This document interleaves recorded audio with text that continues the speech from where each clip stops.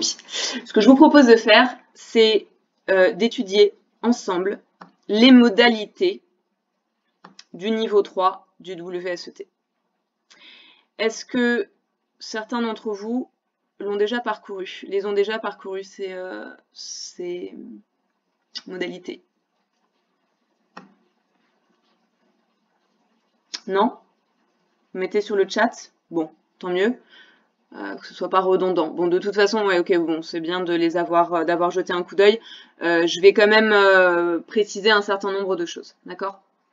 C'est une bonne chose qu'on se voit là parce que très souvent, tout ce dont je vais vous parler maintenant, je le fais le premier jour de cours.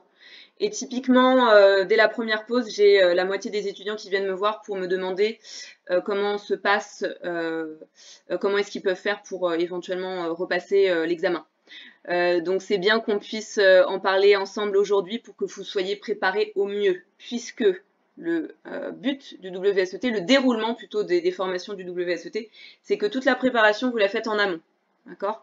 Pour le niveau 3, c'est particulièrement important. Il faut que le premier jour de la formation, si on vous soumet l'examen, eh bien vous soyez capable de le faire, tout simplement. Alors peut-être pas évidemment autant que à l'issue de la formation, mais toute la préparation, vous devez la faire en amont.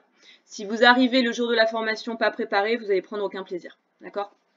Donc voilà, je vais peut-être vous sembler un petit peu... je vais peut-être vous inquiéter un petit peu, mais je préfère le faire aujourd'hui plutôt que le jour de la formation.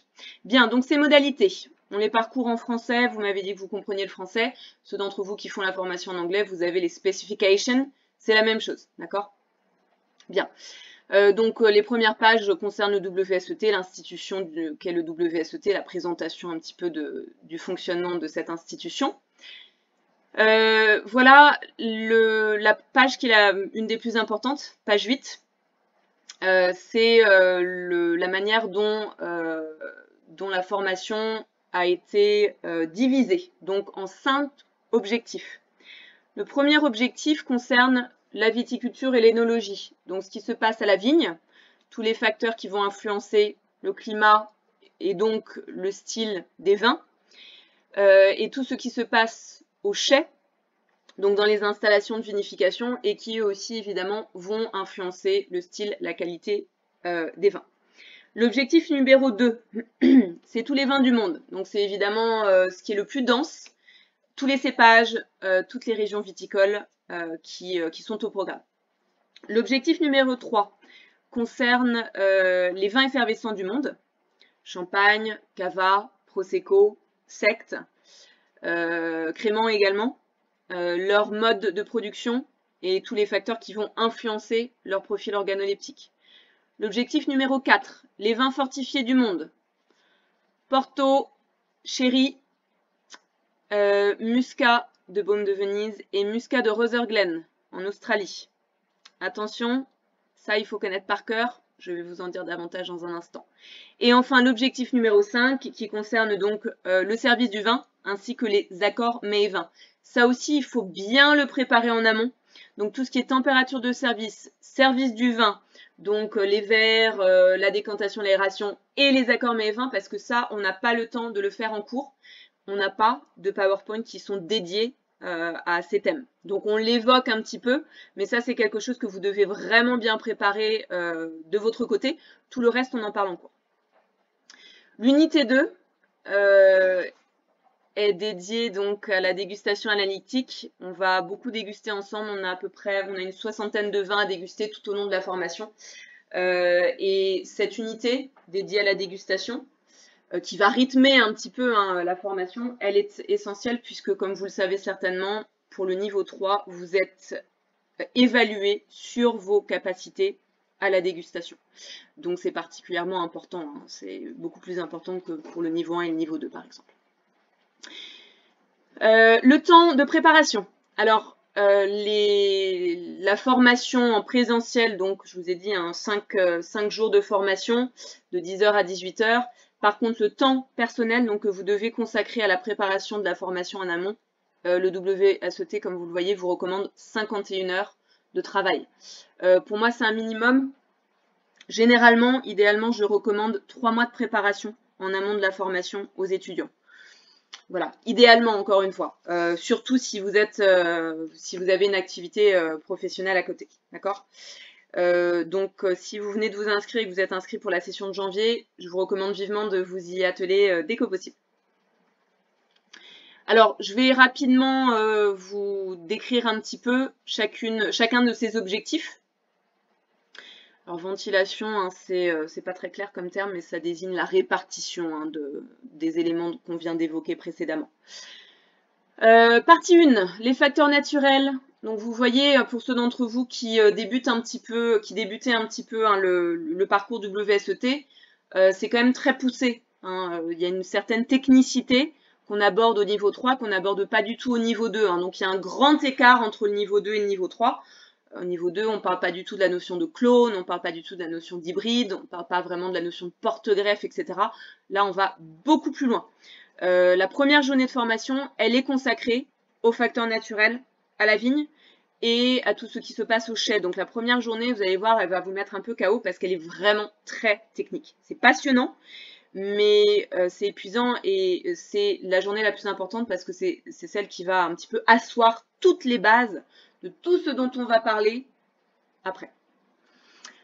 Voilà, donc tout ce qui se passe dans la vigne, le cycle végétatif, le climat, la météo, le sol bien sûr, et comment tout cela va influencer le style, la qualité et le prix des vins.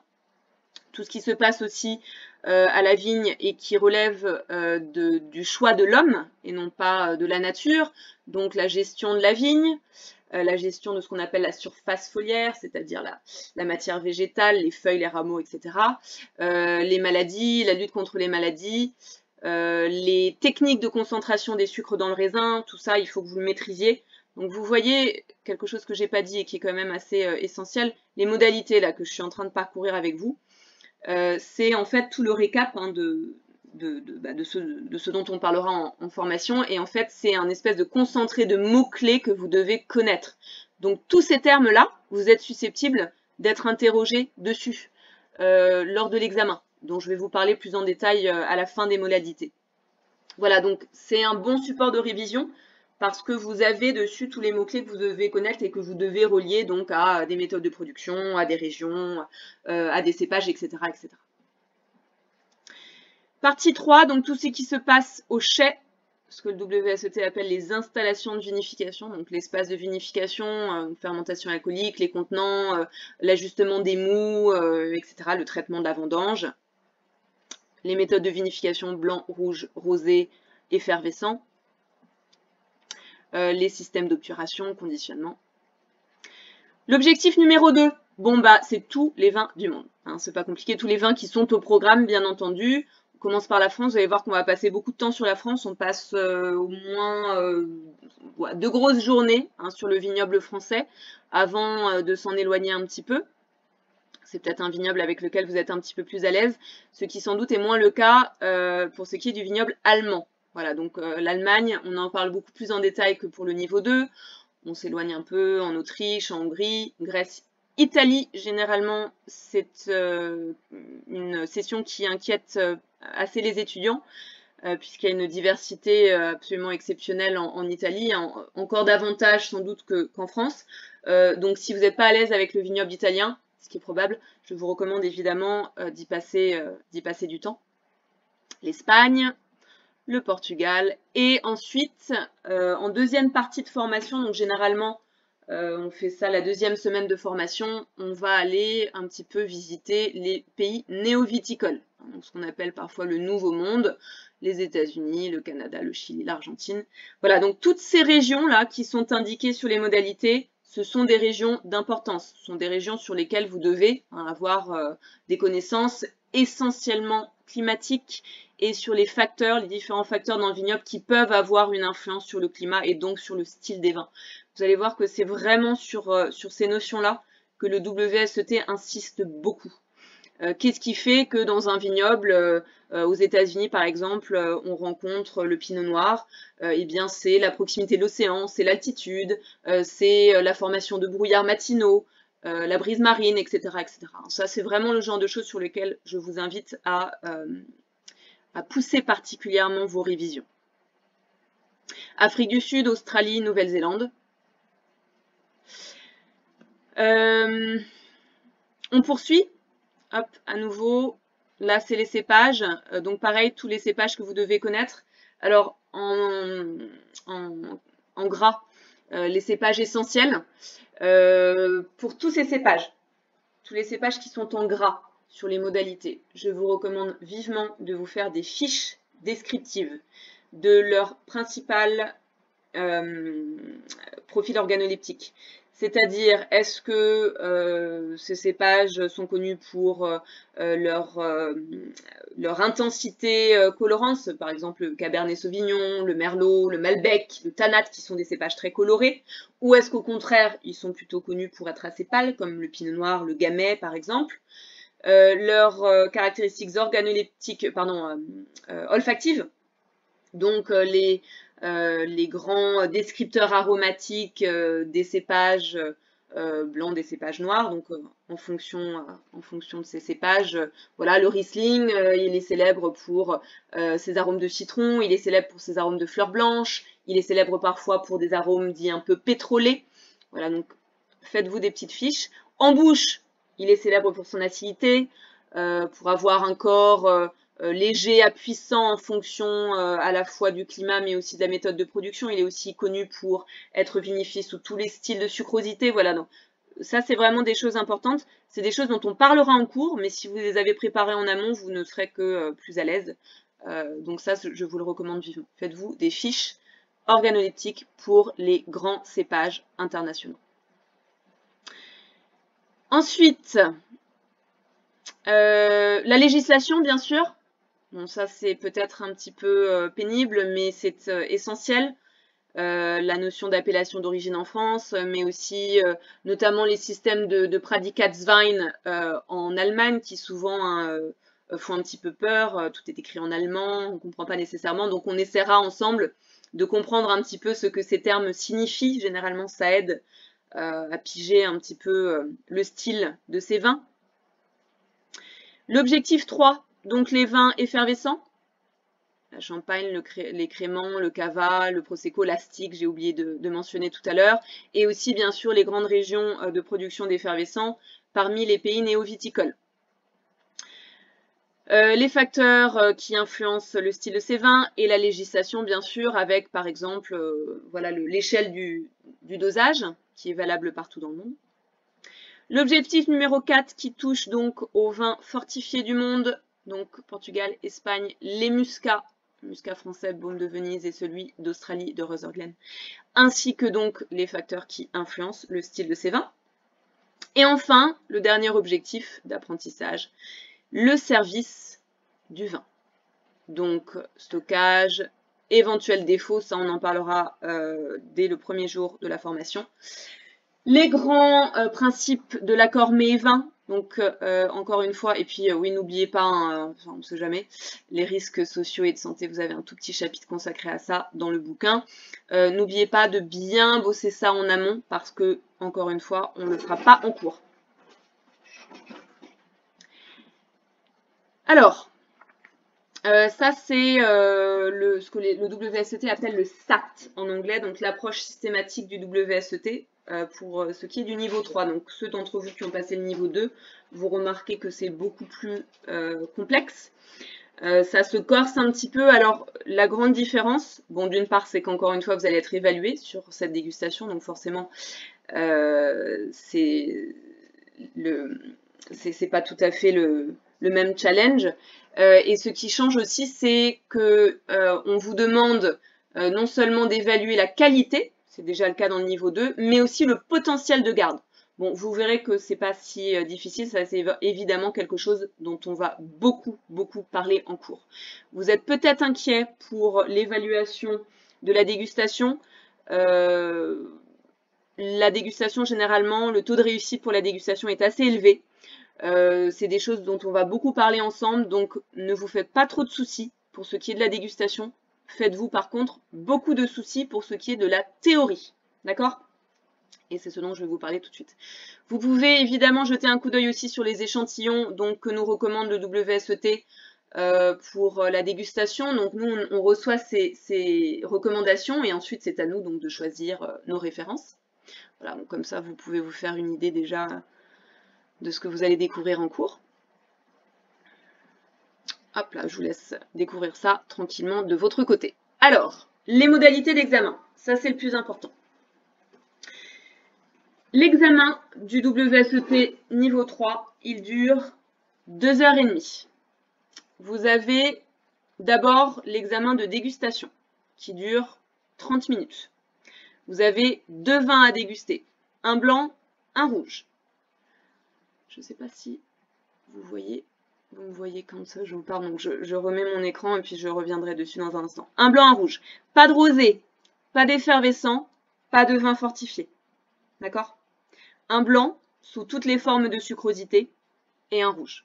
Ça peut être n'importe quel niveau de qualité. D'accord? Vous n'avez pas à identifier l'origine, le cépage du vin en question. Et on en reparlera, mais je vous recommande de ne même pas y penser. Ce qu'on vous demande, c'est de montrer que vous êtes capable de déguster un vin aussi objectivement que possible, c'est-à-dire sans tenir compte de votre goût personnel, de votre jugement personnel, ça aussi on en parlera en cours, et de pouvoir conclure en fonction de la dégustation que vous aurez faite. Vous aurez donc 30 minutes pour le faire, donc 15 minutes pour le blanc, 15 minutes pour le rouge. Vous aurez les 2 vins, vous seront servis en même temps, donc c'est à vous de répartir votre temps comme vous le souhaitez. Une fois que cette dégustation sera terminée, on remballe et on fait 2 heures de théorie. Pour la dégustation, pour réussir la dégustation, il vous faut 55% de réussite. Vous êtes noté sur 41 points pour la dégustation. D'accord? Vous avez 21 points pour le rouge, 20 points pour les blancs. Il y a un point de plus pour les rouges puisqu'il y a les tanins. Je vous donnerai en détail la répartition des points en cours. D'accord? Pour que vous sachiez précisément comment ça se passe et surtout pour que vous n'oubliez rien. Il vous faut... mince, j'ai un doute. 24 points pour passer votre examen de dégustation. D'accord? Attendez, excusez-moi, j'ai un doute. 41 points, 55%. C'est incroyable, j'ai un bug. Bon, je vous redonnerai le détail de tout ça en cours. Il vous faut 55% sur les 41 points pour passer votre examen. D'accord? Vous verrez que c'est assez facilement atteignable. On fera ensemble une préparation, un examen de dégustation en blanc ensemble. Et je vous expliquerai un petit peu comment se déroule la répartition des points. Donc ça ce ne sera pas un problème. Par contre, non, c'est 23 points. Ça, voilà, 23 points. Je vous invite donc à préparer particulièrement la théorie parce que c'est ça qui va vous poser problème. La théorie, elle est divisée en 2 parties. Le QCM et les fameuses questions ouvertes. J'espère que vous avez déjà commencé à vous pencher sur la question. Vous avez à la fin de votre guide de l'étudiant un exemple de QCM que vous pourriez rencontrer. Donc des questions tout à fait type, que je vous recommande vivement de faire en amont de la formation. Bon, c'est dans votre bouquin. Vous avez les réponses à la fin. Voilà, donc testez un petit peu vos connaissances. Et évidemment, elles seront encore plus précises à l'issue de la formation.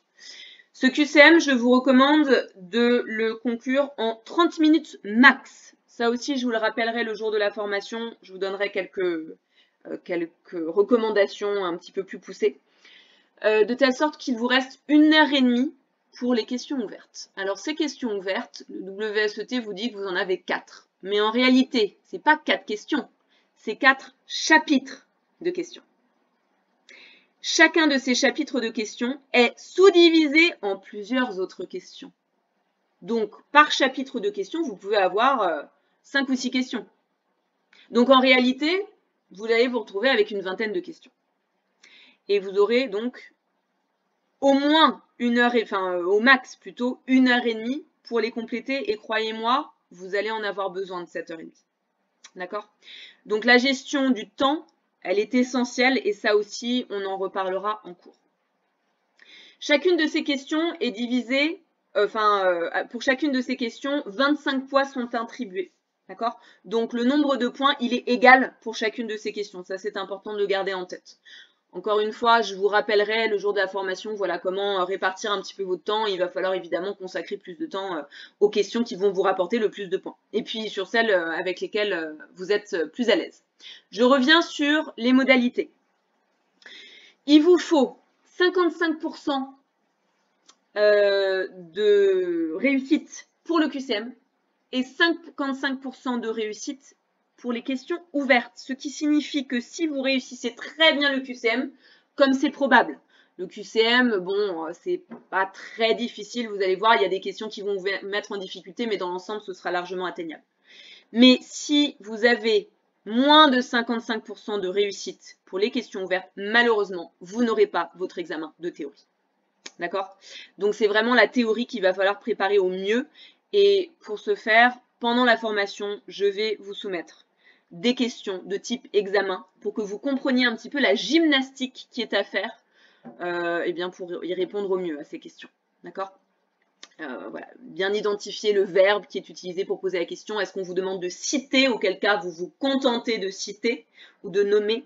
Est-ce qu'on vous demande de décrire, auquel cas il faut être un petit peu plus bavard? Voilà, des choses comme ça auxquelles il faut bien faire attention et donc ça, on va beaucoup le travailler ensemble en cours, hein, donc pas de panique. Voilà, donc première partie, donc 50 questions à choix multiples, que je vous recommande encore une fois de faire en 30 minutes grand max. Et ensuite, la deuxième partie, tout vous sera donné en même temps. Hein. Vous aurez et le QCM et les questions ouvertes en même temps. Et la deuxième partie, donc pour laquelle je vous recommande de vous consacrer, de consacrer au moins 1h30, divisée en 4 chapitres de questions, valant chacune 25 points. Ce qui est très important aussi dans ces modalités, c'est que c'est du coup les modalités de l'examen, c'est-à-dire la manière dont les points sont répartis. Donc vous voyez par exemple, et ça c'est ultra important, que le dernier chapitre, parmi les 4 chapitres de questions, est consacré nécessairement à l'objectif 3 et 4. Or, l'objectif 3 et 4, qu'est-ce que c'est? C'est les effervescents et les fortifiés. Ce qui signifie que vous aurez forcément des questions sur les effervescents et les fortifiés. Or, ce chapitre-là, ces 2 chapitres-là, ce sont les chapitres qu'on va faire en dernier, le dernier jour, juste avant l'examen. Et généralement, à ce stade, les étudiants sont fatigués et manquent d'attention. Donc, je vous recommande vivement de bien préparer le chapitre sur les effervescents et sur les fortifiés. Particulièrement. Encore plus que tous les autres. Parce que si vous êtes super bien préparé et vous savez que vous allez forcément avoir une question sur ces sujets, alors que les 3 autres chapitres de questions, ça pourrait être n'importe quoi. Hein. Mais le dernier chapitre, ce sera forcément effervescent et fortifié. Si vous êtes bien préparé, eh bien, vous avez au moins 25 points sur les 55% dont vous avez besoin pour passer votre examen. D'accord? Donc, ça, c'est par cœur. D'accord? Les questions, le chapitre de questions 1, 2 et 3 porte donc essentiellement sur les objectifs 1 et 2, c'est-à-dire tous les facteurs qui influencent aussi les vins et sur tous les vins du monde. Donc encore une fois, malheureusement, ça pourrait être n'importe quoi. Pour ça, je n'ai pas de conseils à vous donner. Le seuil que je peux vous donner, c'est voilà, il faut bosser. Et il faut connaître évidemment le plus d'informations possible. La manière dont les points pour les questions à choix multiples pour le QCM sont répartis. Le plus gros, hein, c'est l'objectif numéro 2, c'est-à-dire les vins du monde. Donc les régions du monde, les cépages du monde. Alors, vous avez 28 points qui sont attribués à ça. Donc là encore, il faut apprendre par cœur. Et aussi, évidemment, être attentif en cours. Voilà, et puis là, c'est pour ce qui est donc des réponses, des questions ouvertes. Donc l'objectif 3 et 4, hein, vous avez 20 points, donc ça c'est ce que je vous disais. Les 5 points qui restent, c'est sur le service du vin, donc ça aussi c'est quelque chose qu'il faut très bien connaître. Voilà, donc l'épreuve de dégustation, je vous laisserai lire ça avec attention. Donc comme je vous l'ai dit, hein, que des vins tranquilles, c'est-à-dire non effervescents, pas de rosé, pas de vin fortifié. Par contre, ça pourrait être voilà, un vin simple, ou ça pourrait être un vin complexe, ça peut être un vin boisé, ça peut être un vin évolué, ça peut être un vin doux, ça peut être toutes sortes de choses. Alors, quelques exemples de questions à choix multiples que vous pourriez, auxquelles vous pourriez être confronté. Voilà, quel est le principal cépage composant l'assemblage du rosé d'Anjou, dont à ce stade vous connaissez peut-être pas la réponse, c'est gros lot. Comment s'appelle le procédé permettant d'expulser le dépôt d'une bouteille de champagne, bon, le dégorgement. Voilà, bon, c'est des questions généralement qui sont assez abordables et bien souvent, même quand vous n'êtes pas sûr de la réponse, vous savez que vous en avez au moins deux que vous pouvez écarter. Et souvent, par déduction, hein, on arrive à peu près à avoir voilà, 50% de chances de bien sélectionner la réponse. Je vais vous donner quelques exemples, bon, enfin c'est les exemples du WSET, de questions à réponse courte. Donc les fameuses questions ouvertes que j'ai mentionnées déjà. Donc vous voyez ici typiquement, c'est un chapitre de questions. Il est divisé en deux parties. C'est des questions qui sont un petit peu difficiles, donc il vous faudra bien assez d'une vingtaine de minutes hein, pour compléter. Alors, le chardonnay peut être cultivé à la fois dans les climats frais et chauds. Citez un exemple de région fraîche et un exemple de région chaude où le chardonnay est cultivé, en Australie, et décrivez l'impact du climat sur les notes fruitées des raisins. Donc là, ce qu'on vous demande, c'est deux types de réponses. Premièrement, donc de citer un exemple et ensuite de développer un petit peu. Est-ce que dès maintenant, certains d'entre vous sont capables de répondre à cette question sur les vignobles australiens? Est-ce que vous pouvez me citer un exemple de région fraîche en Australie et un exemple de région chaude en Australie? Je vous mets déjà au travail.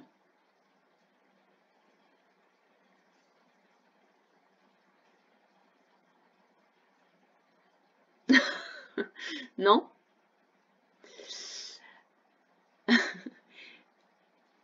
Ouais, Margaret River. Margaret River, ouais, Margaret River, c'est...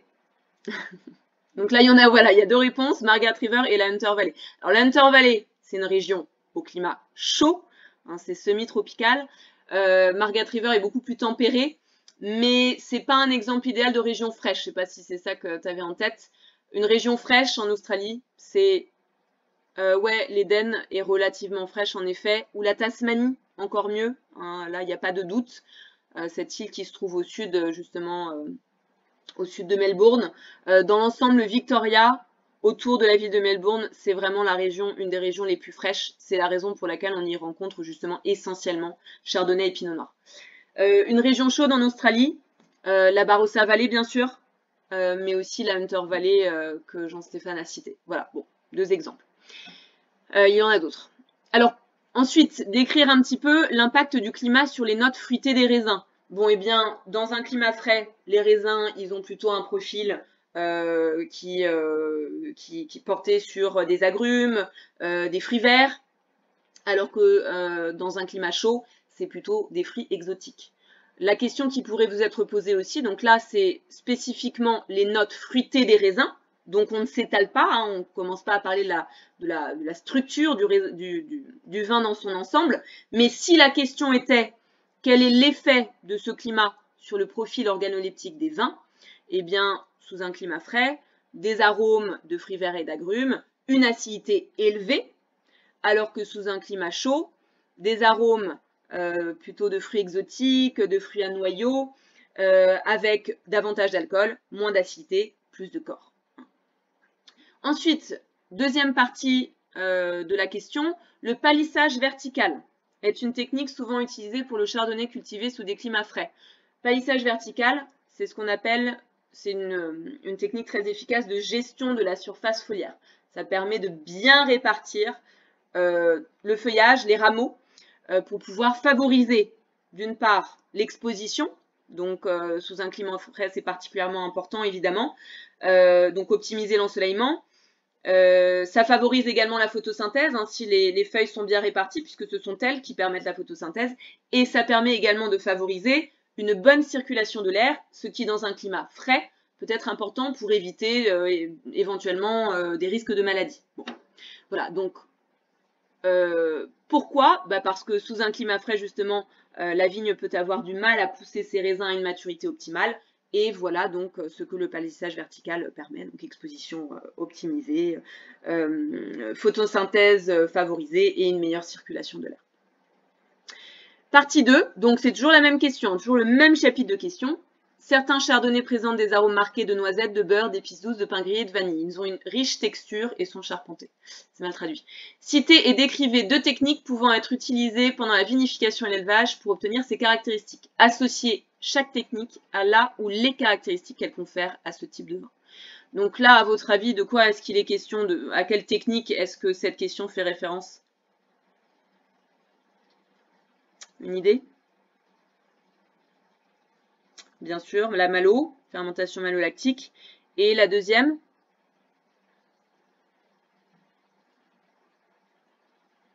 Enfin, ça peut être 3 trucs. Hein. Voilà, donc élevage sur lit, fermentation malolactique et vinification et ou élevage en barrique de chêne neuf. Donc tout ça, évidemment, on va en parler ensemble, d'accord? Donc pas de panique si vous avez l'impression que ça vous est encore assez étranger. On va beaucoup en parler ensemble de ces différentes techniques. Et donc chacune de ces techniques va conférer à la fois de la matière en bouche, de la texture, de la rondeur, du corps, mais aussi donc ces fameux arômes cités plus haut. Un client vous demande de lui recommander un chardonnay français haut de gamme présentant ces caractéristiques. Quel vin conseillerez-vous? À quelle température le serviriez-vous? Donc ça, c'est typiquement des choses qu'il va falloir... bon, la première partie de la question, on va en parler ensemble. Donc évidemment, là, votre choix doit se tourner vers la Bourgogne. À quelle température le serviriez-vous? Ça, c'est vraiment un truc qu'il faut que vous bossiez de votre côté. Le vin était ouvert, mais la bouteille n'a pas été entièrement bue. Vous souhaitez conserver le reste pendant plus de quelques jours. Citez une méthode appropriée de conservation du vin et décrivez brièvement son principe. Bon, ça, c'est plutôt fastoche. Mais voilà, ça aussi, c'est quelque chose qu'il faut avoir lu. Et ça se trouve, évidemment, dans le chapitre consacré au service du vin. Voilà, j'ai passé rapidement. Encore une fois, en cours, je vais vous donner plein d'exemples de questions et on discutera ensemble de la meilleure manière de les interpréter et d'y répondre. Mais j'ai fait là la moitié des réponses à cette question numéro 1, donc ce chapitre de questions, pour que vous fassiez une idée quand même de la difficulté de ces questions. Hein, puisque donc vous en aurez 4 comme ça, qui chacune donc sont divisées en 25 points. Voilà, donc je vous invite vraiment à bien vous préparer en amont de la formation. Est-ce que vous avez des questions?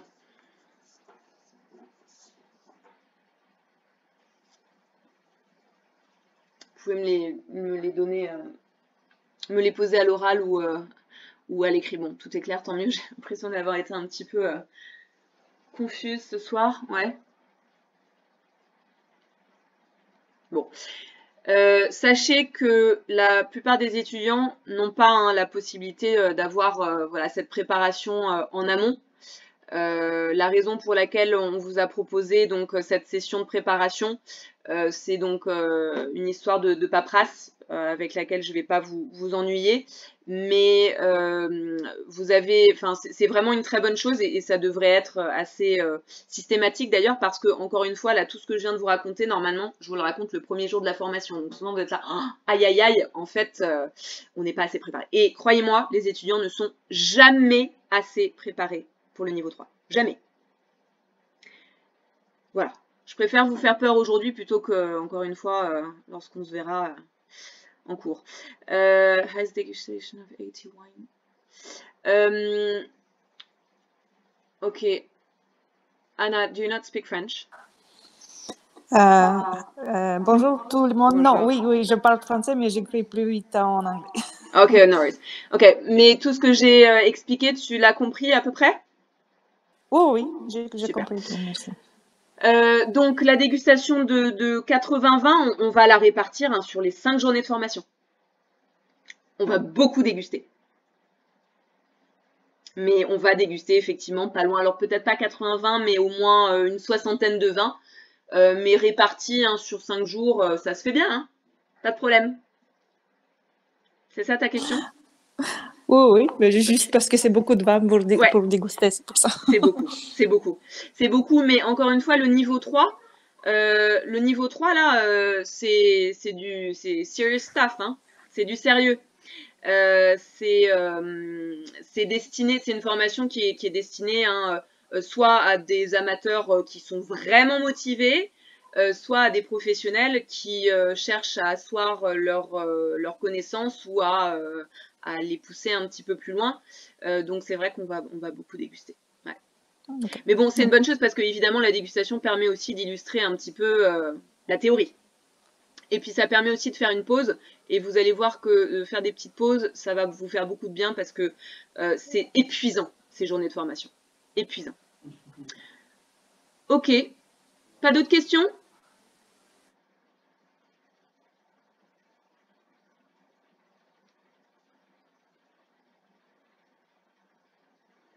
Bon. Je réfléchis 2 secondes, j'espère que je vous ai tout dit. Mais bon, encore une fois, hein, de toute façon, on va se voir très vite et on va affiner tout ça le moment venu, je vous en prie. Merci à vous d'y avoir participé. Je vais l'envoyer à Sarah et si vous aviez envie voilà, de la regarder à nouveau, elle vous la communiquera par mail en principe. Je vous souhaite une très bonne soirée, de bonnes fêtes et je vous dis donc pour certains à très vite, janvier, et pour d'autres à un peu plus tard.